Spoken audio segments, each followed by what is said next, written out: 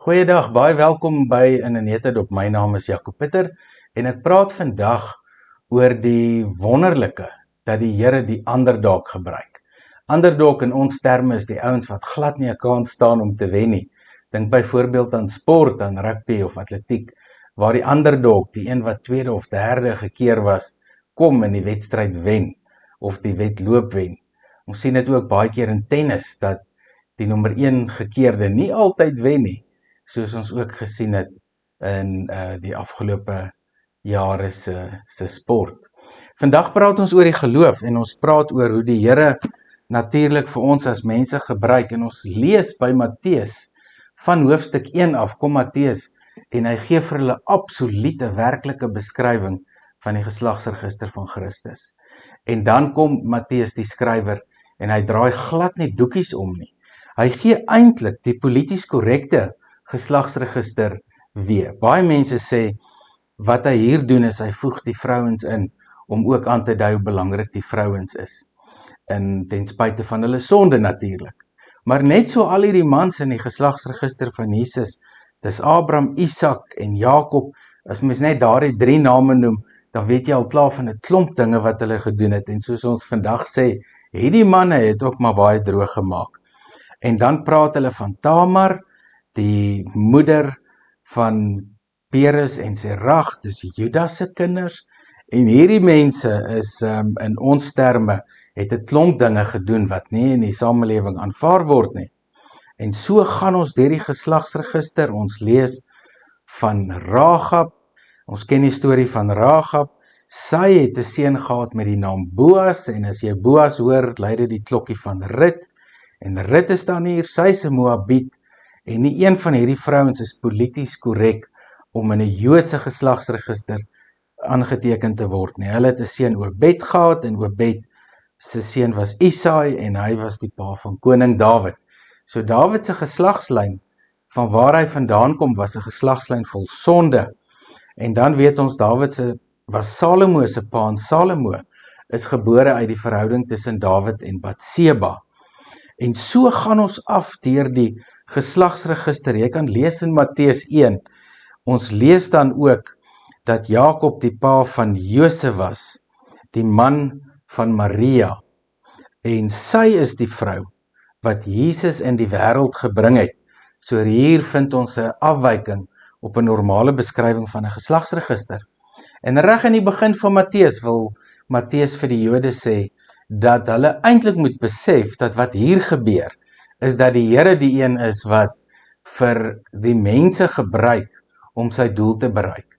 En dan sien ons 14 geslagte van Abraham tot Dawid, van Dawid tot by die Babiloniese ballingskap nog 14 geslagte, en na die groot krisis nog 14 geslagte tot by Christus se geboorte. En dit is 42 geslagte. En ons weet dat die getal 42 ook 'n belangrike funksie en rol in die Bybel het.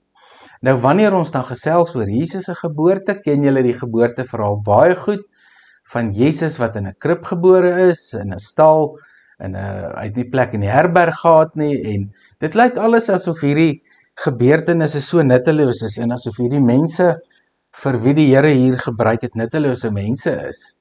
Maar ons leer in Matteus 1, dit is juist die nuttelose mense wat 'n belangrike rol speel. Ons sien dan in hoofstuk 2, dat daar geleerde mense uit die ooste uitkom, en dat hierdie geleerde mense, sterrekenners, kort na Jesus se geboorte daar aangekom het. Volgens hulle berekeninge en alles wat hulle gesien het, het hulle geweet dat Jesus gebore gaan word. En dit kan vir ons klink asof hierdie manne uit die ooste is, wat uit die ooste uit is, nuttelose manne is, want ons weet die oosterse gelowe en filosofie druis in met ons Christelike geloof, en baie van die dinge wat daar gebeur, leer natuurlik vir ons hoe belangrik dit is dat ons moet besef dat Jesus ons vrymaak en dat ons aan hom behoort. En hulle het gesê, hulle het 'n ster in die ooste gesien, en hulle het geweet dat hierdie ster vir hulle baie duidelik aandui dat daar 'n belangrike koning in julle land gebore is, sê die sterrekykers. Hulle kom van buite af, buitestanders, en hierdie buitestanders sê dan ons het juis hierheen gekom om aan hom eer te bring en aan hom eer te kom bewys. En dan weet ons, hierdie wrede man Herodes wou natuurlik toe die babetjies doodmaak, want hy het ook gehoor later van hierdie manne wat uit die ooste uitgekom het, en hy het die geleerdes en die godsdienste leiers en die skrifkenners, en hy wou presies weet waar die Messias, die gestuurde, gebore sou word. En hulle antwoord en bevestig dan eintlik in Bethlehem in die landstreek van Judea, antwoord hulle. En dan sê hulle, die profeet Micha het mos geskryf, Bethlehem, jy is lankal nie meer 'n onbenullige klein plekkie iewers in Juda nie. 'n Groot leier sal nog uit jou midde uitkom, en hy sal Israel lei net soos 'n herder sy skape lei. En dan het Herodes met die sterrekykers 'n geheime vergadering gereël, en hy wou weet waar hierdie kind is. En hy het vir hulle gesê, gaan soek hierdie kind tot julle hom kry, en laat weet my waar hy is, want ek wil hom ook besoek en eer aan hom bring. En ons weet Herodes jok natuurlik hier, laat die spoeg spat, soos ons sê, want hy wil eintlik hierdie kind Jesus om die lewe bring. En dan gaan die buitestanders, die sterrekykers, en hulle gaan na Jesus toe, hulle bring vir hom eer, hulle bring vir hom geskenke, en hulle kom na hom toe en eer vir hom as koning. En dan sien ons hoe belangrik dit is, wat hier verder gebeur. Hulle het op hulle knieë neergeval, hierdie manne uit die ooste, wie se geloof ons nie ken nie, en uit respek het hulle laag op die grond voor hom gebuig. Nou hier sien ons 'n baie interessante ding wat gebeur, dat die Here mense van buite af gebruik om te kom bevestig wie Christus is. En dit is vir ons 'n baie belangrike les, wat ons moet leer. Ons moenie dink ons is uitverkore, of ons moenie so arrogant raak soos die Jode, om byvoorbeeld te dink, ons het alles in pag, en ons is gered, en die res van die mense maak dit nou nie. Hulle maak nie die kat nie, soos wat ons in Engels sê. Hulle is nie goed genoeg nie, maar nou kom hulle, en hulle val op hulle knieë neer, en hulle maak hulle bagasie oop, hulle bring vir hom 'n klomp geskenke, wat hulle by hom het. En later het die geleerdes weer 'n droom gehad. 'n Engel het hulle gewaarsku om nie na Herodes toe terug te gaan nie. En op so 'n manier sien ons dan God se betrokkenheid. En hierdie manne, wat ons nie veel van weet nie, hoor God se stem. Is dit nie merkwaardig nie? En dan gaan hulle nie terug na Herodes toe nie. En toe, daarna, het die Here met Josef in 'n droom gepraat. Nou Josef, weet ons, was 'n timmerman, ons lees nie veel van hom verder nie, en dit kan lyk asof Josef onbenullig is, maar glad nie. Dis juis ons beskouing van onbenulligheid wat vir die Here die belangrikste sleutel is in ons lewe. En hier kry Josef weer 'n droom, word wakker, vat die kindjie en sy ma en vlug na Egipte toe. En daar gaan Josef en hy vlug met Jesus en Maria Egipte toe. En hy sit sy lewe op die spel om vir Jesus en Maria natuurlik daar weg te kry. En dan weet ons ook 'n belangrike uitspraak wat in Hosea 11 plaasvind, is dat die Here vroeër gesê het, uit Egipte sal ek my seun laat haal.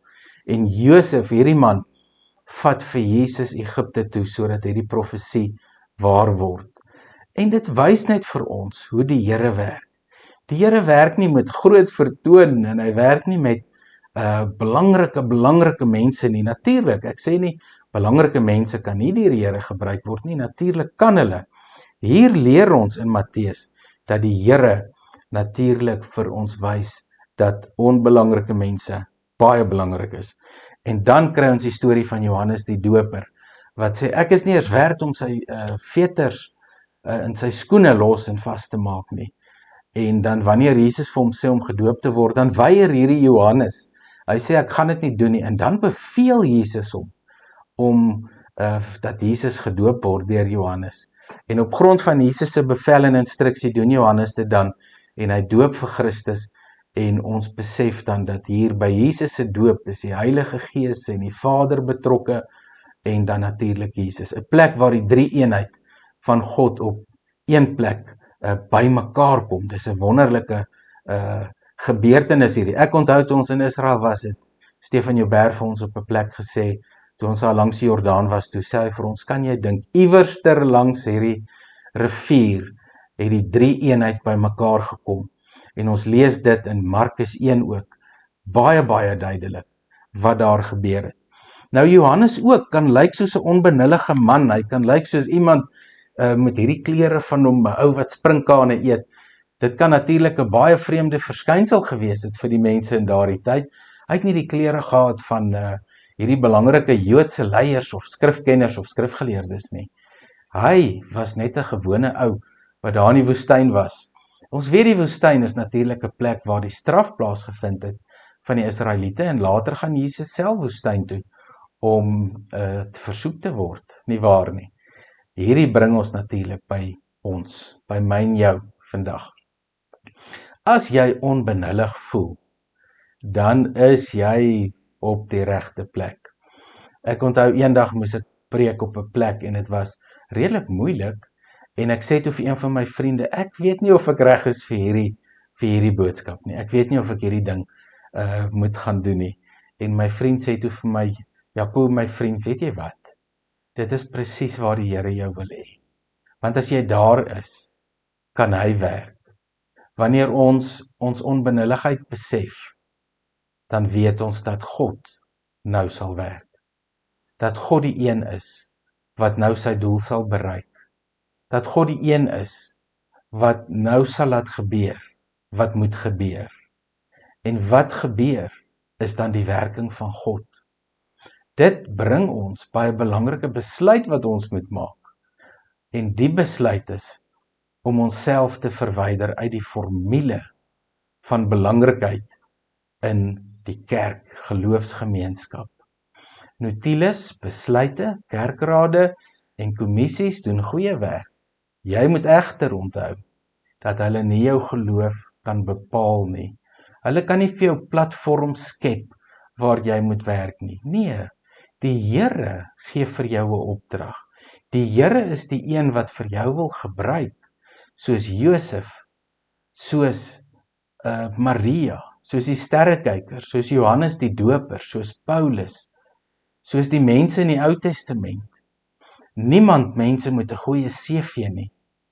Almal van hulle met 'n gebrekkige CV, 'n CV vol skandes, 'n CV vol sondes, 'n CV en 'n lewenstyl soms wat ver verwyderd is van wat die Here wil hê. Vat byvoorbeeld vir Dawid.